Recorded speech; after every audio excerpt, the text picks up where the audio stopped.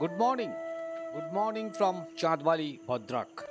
গত পরশু আমি ছিলাম ভিতরকণিকা ইকো কটেজ রিসর্টে। তার ভিডিও আপনাদের সামনে তুলে ধরেছি গত পর্বে। গতকাল ছিলাম চাঁদবালির বাস স্ট্যান্ডের কাছে একটি হোটেলে। যারা যারা আমার আগের ভিডিও দেখেননি প্লিজ একটু দেখে নেবেন। যদি ভিতরকণিকা আসেন তাহলে থাকবেন ভিতরকণিকা ইকো কটেজ রিসর্টে। চাঁদবালিতে মেন বাস স্ট্যান্ড বলতে যেটা বোঝায় এটাই হচ্ছে সেটা। চলুন একটু ভেতরে ঢুকে দেখা যাক বাস স্ট্যান্ডটা কীরকম।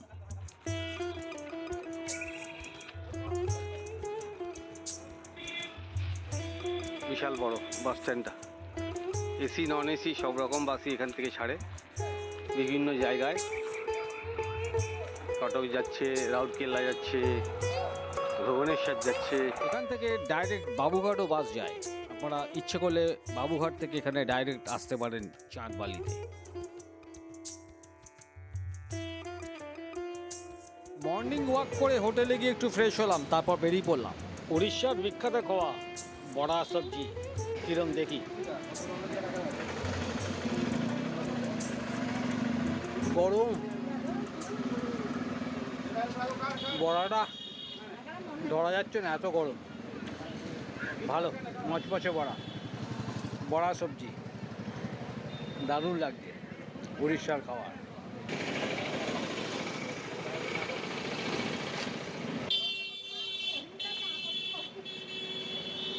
যেখানে যাবো লোকাল খাবার খাবো, এটুকু বুঝি আর ফ্যাংটাক। ও পাতি গুমটিতে খাওয়া বড়া সবজি খেয়ে এখন যাব ভিতরকণিকা ন্যাশনাল পার্কে। সবজিটা খেলাম, সবজি মানে ঘুগনি। এখানে সবাই পেঁয়াজ দিয়েই করে সাধারণত ঘুগনি সবজি। ভালোই লাগলো, গরম গরম একদম। ব্রেকফাস্ট হয়ে গেল। বোট এখনও আসেনি, দেরি আছে 1 ঘন্টার মতো। এখন বাজে 10টা 5। ঘুরে বেড়াচ্ছি পায়ে হেঁটে Chandbali bus stand. I love Chandbali, Bhadrak, Orissa.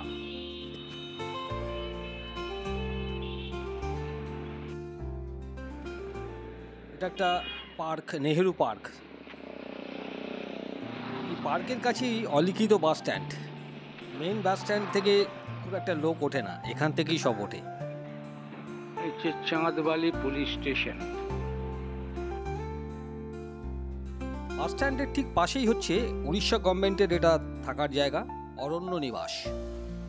আপনারা ইচ্ছে করলে উড়িষ্যা গভর্নমেন্ট থেকে এটা বুক করে এখানেও থাকতে পারেন, একদম রাস্তার উপরে।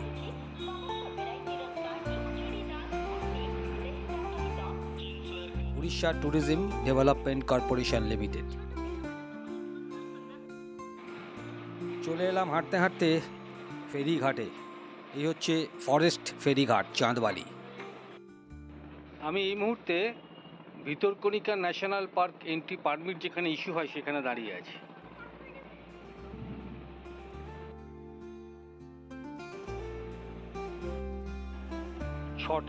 সকাল 6টা থেকে 12:30 পর্যন্ত এখানে ইস্যু করা হয় পারমিট। এখানে টয়লেটেরও ব্যবস্থা আছে, বেসিন আছে, সুন্দর বাঁধানো এই জেটি ঘাটটা।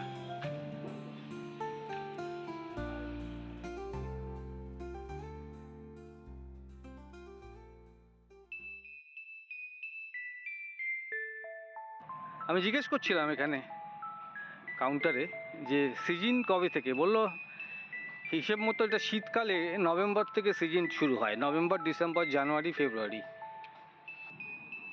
আকাশ মেঘে ঢাকা, গুড়গুড় গুড়গুড় করে মেঘ ডাকছে। বোট এসে গেছে, আমি উঠে পড়েছি, বাকিরা সব ধীরে সুস্থে আসছে।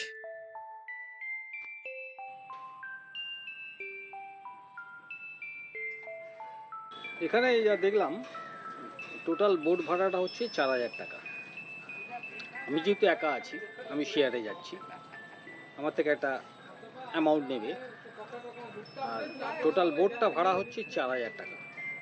একটা গ্রুপ এসছে, ওই মনে হয় 8-10 জনের গ্রুপ, তাদের সঙ্গে আমাকে নিয়ে যাচ্ছে।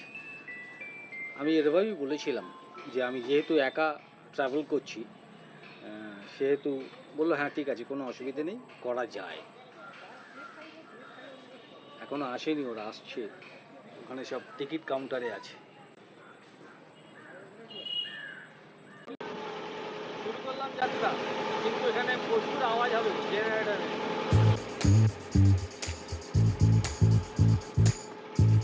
এই যাত্রাপথে কিছু ইনফরমেশন আপনাদের সঙ্গে শেয়ার করে নিই। ভিতরকণিকা কিভাবে আসবেন। যারা ট্রেনে আসবেন তারা তো ভদ্রক নামবেন, ভদ্রক থেকে চলে যাবেন ডাইরেক্ট চাঁদবালি অথবা জয়নগর। জয়নগর থেকে একটু কাছে হয় ভিতরকণিকা ন্যাশনাল পার্ক, আর চাঁদবালি থেকে একটু দূরে। একটা সুবিধা আছে চাঁদবালি থেকে, সেটা হচ্ছে চাঁদবালি থেকে যদি জার্নি করেন ভিতরকণিকা, তাহলে দুটো নদীর মিলনস্থলটা আপনারা দেখতে পাবেন। একটা হচ্ছে ব্রাহ্মণী আর বৈতরণী নদীর যে মিলনস্থল, সেটা কিন্তু উপলব্ধি করতে পারবেন চাঁদবালি থেকে গেলে, যেটা জয়নগর থেকে গেলে পারবেন না। আর যারা বাই রোডে আসবেন তারা NH 16কে ছেড়ে দিয়ে বাঁ দিকটা ধরে নেবেন, ধরে চাঁদবালি যাওয়ার জন্য ভদ্রক যে বাইপাস রোড, সেখান থেকে লেফট টার্ন নিয়ে নেবেন, দিয়ে সোজা চলে যাবেন একদম চাঁদবালি অথবা জয়নগর। বললাম না, মেঘ করেছে, বৃষ্টি এসে গেল। কুমিরের স্বর্গরাজ্য। একটু রোদ পোয়াচ্ছিল, সেটাও হলো না ওদের, বৃষ্টি পড়ছে।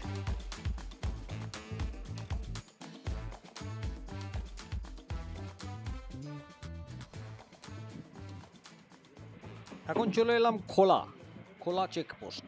এখানেও একটা এন্ট্রি করতে হয় ভিতরকণিকা ন্যাশনাল পার্কে ঢোকার জন্য।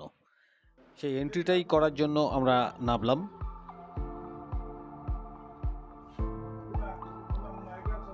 খোলা চেকপোস্ট, খোলা এন্ট্রি পয়েন্ট ভিতরকণিকা।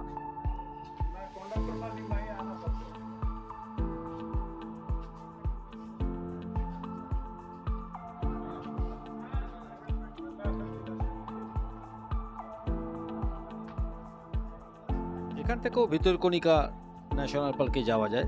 বোট ভাড়া মোটামুটি মনে হয় 3,000 টাকা।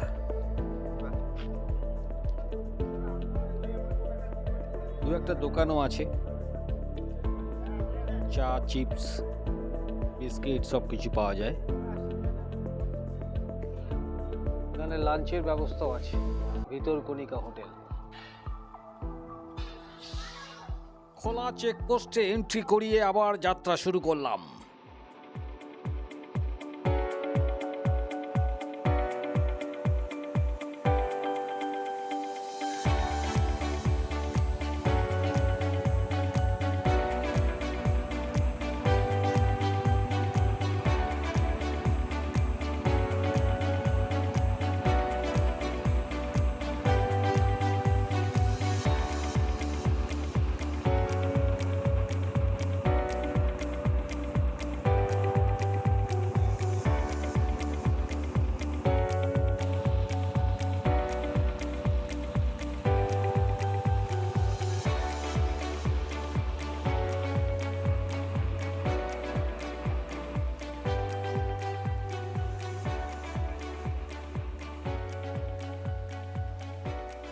চলে এলাম আমরা জাঙ্গামাল। এখান থেকে আমরা এন্ট্রি করব ভিতরকণিকা ন্যাশনাল পার্কে।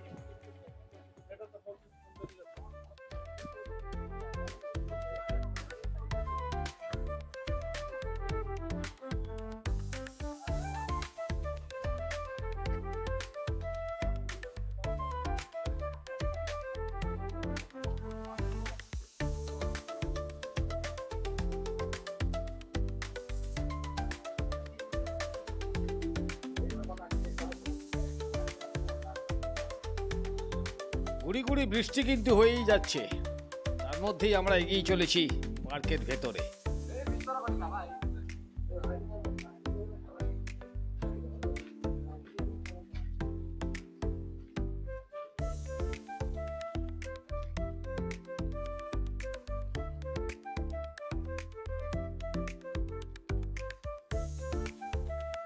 এই মুহূর্তে আমরা সবাই ম্যানগ্রোভ অরণ্যের ভেতরে, চারিদিকে শাঁসফুল।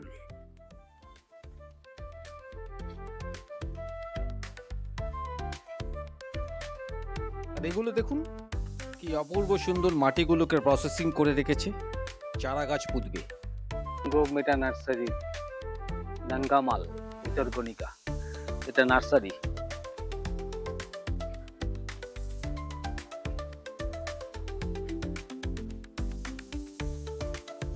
ও উডেন স্কাই ওয়াকটা এখানে, আচ্ছা বাহ, দেখি।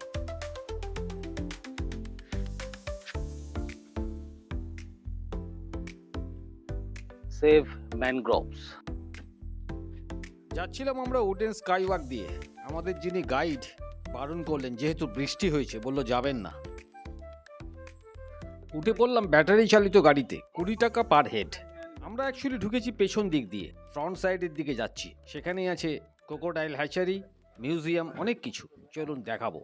তার আগে এটা দেখে নিন একবার। এতদিন তো আমরা হরিণ খাঁচার মধ্যে দেখেছি, এখানে ওপেন ঘুরে বেড়াচ্ছে। দারুণ দারুণ অভিজ্ঞতা হলো। চলে আসুন ভিতরকণিকা। সুন্দরবন তো অনেকবার গেছেন, একবার ভিতরকণিকা আসুন।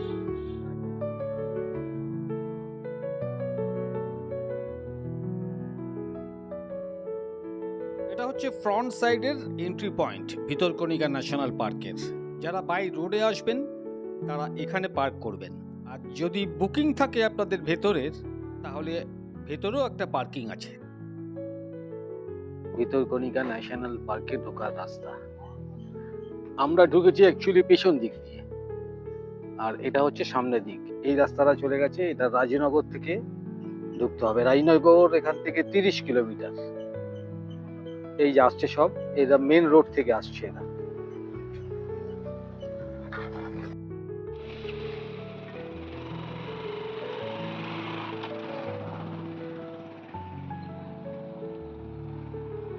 হোটেল রেড ক্র্যাব, এখানে দুপুরে খাওয়া দাওয়া। এখন বাজে একদম পারফেক্ট টাইম, 2:05। দেখি কি খাবার আছে।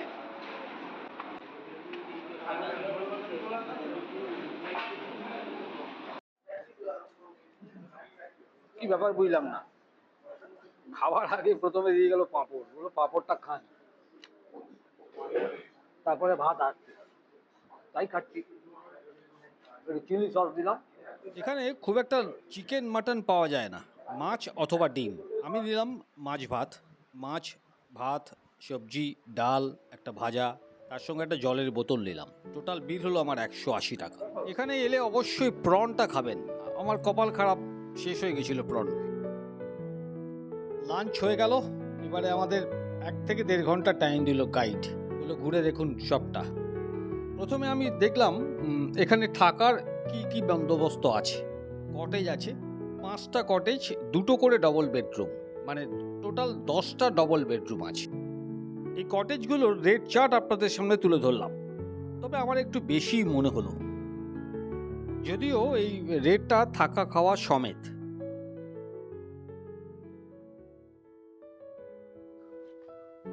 এর ভেতরে আবার একটা মন্দিরও আছে। কিসের মন্দির? ও বাবা, বন্ধ।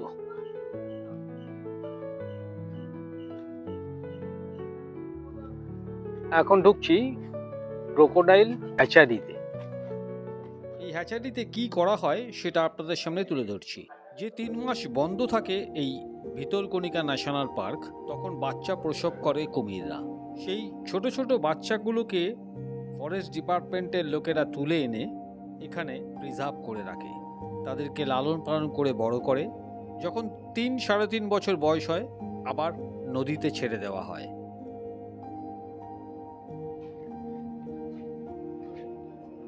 এগুলো আরেকটু বড় হয়েছে এখানে। এটা আবার তার থেকে বড়।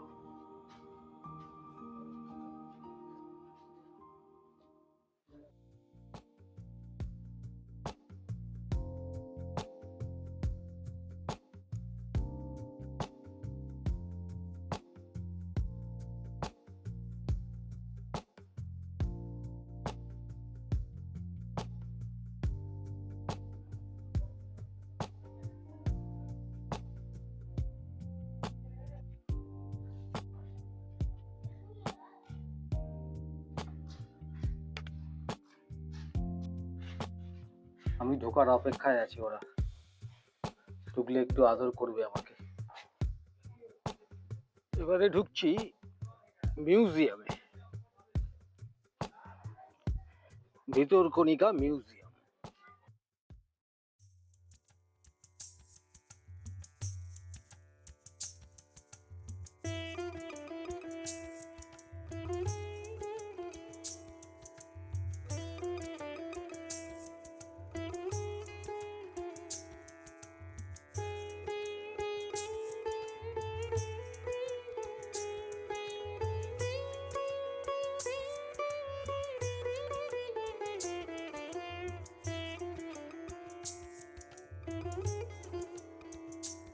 মিউজিয়ামের ভেতরেই অডিও ভিজুয়াল শো হচ্ছে, সবাই দাঁড়িয়ে দাঁড়িয়ে আমরা দেখলাম। বেশ খানিকক্ষণ সময় কাটলো ওখানে। দেখুন একবার আপনারাও।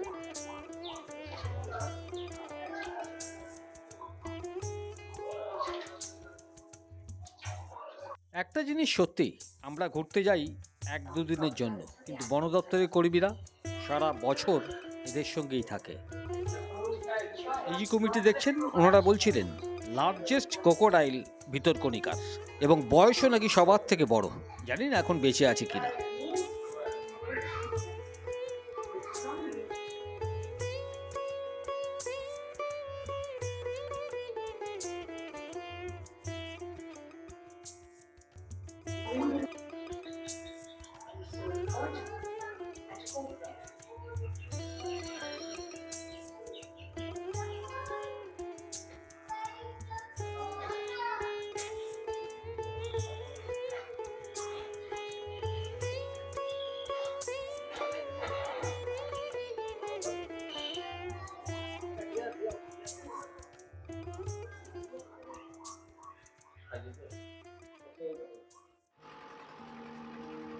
এবারে ফিরে যাওয়ার পালা। এই দৃশ্যপটটা ক্যামেরাবন্দি না করে থাকতে পারলাম না, আপনাদেরও শেয়ার করলাম। কি অসাধারণ একটা সিনিক বিউটি দেখুন, ফ্যান্টাস্টিক, টপ ক্লাস, একদম টপ ক্লাস। এখন যে জায়গা দিয়ে আমরা যাচ্ছি সেটা দুটো নদীর মিলনস্থল। একটা হচ্ছে ব্রাহ্মণী নদী, সেটা হচ্ছে এইটা, আর এটা হচ্ছে বৈতরণী নদী। এই দুটো মিলেছে এই জায়গায় এসে। দেখুন দেখুন, বৈতরণী নদীতে কুমির ভেসে বেড়াচ্ছে। প্রচুর কুমির আছে নাকি এখানে এই নদীতে।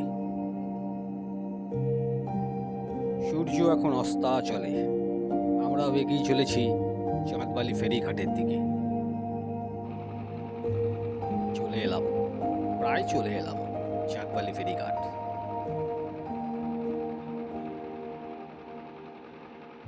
6.5 ঘন্টার জার্নি, মানে বোটিং করলাম, ভিতরকণিকা গেলাম। 8 ঘন্টা 40 মিনিটের মতো আমরা খালি ব্রেক নিয়েছি ওই লাঞ্চ করার জন্য। আদারওয়াইজ বাকিটা আমরা চলেছি চলেছি চলেছি চলেছি। আজ সন্ধেবেলায় ফিরে যাব ভদ্রাক, সেখান থেকে রাতের ট্রেন ধরে কলকাতা। निमक दो थोड़ा,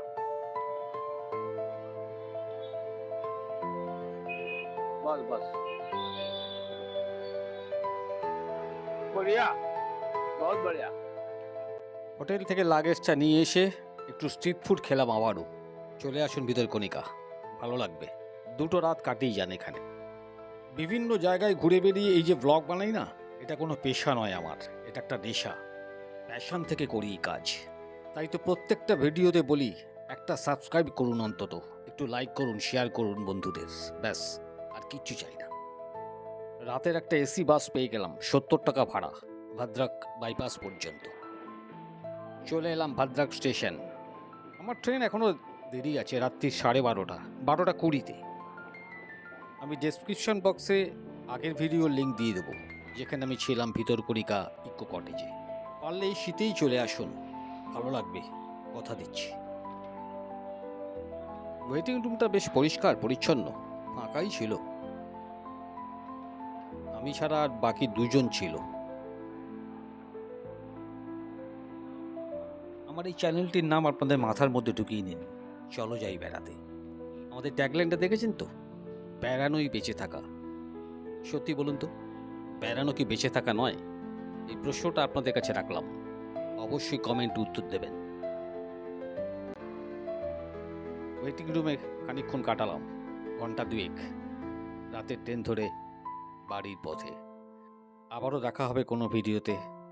সকলে ভালো থাকবেন, সুস্থ থাকবেন, আনন্দে থাকবেন, আর অবশ্যই ঘুরে বেড়াবেন। সকলকে শুভরাত্রি, গুড নাইট, টাটা।